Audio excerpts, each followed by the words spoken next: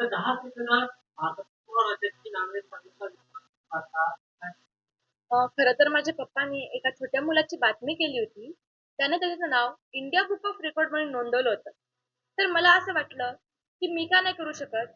तर मी तेव्हापासून तयारी करायला सुरुवात केली आणि आज माझं नाव इंडिया बुक ऑफ रेकॉर्डमध्ये नोंदवलं गेलं आहे.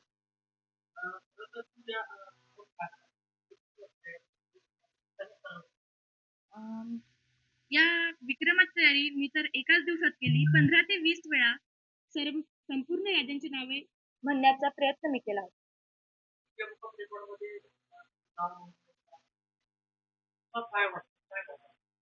सर्वत्र माझं कौतुक होत आहे, तर मला खूप छान वाटतं.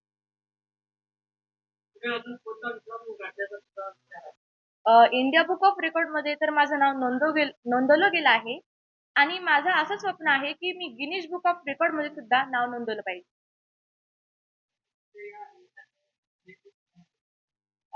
माझ्या या यशाचं श्रेय माझे आई-वडील आणि शिक्षक या दोघांना देईल. कारण आई-वडील आपल्याला इन्स्पायर करतात आणि शिक्षक आपल्याला मार्गदर्शक करतात. त्यामुळे दोघांचाही वाटा समान असेल.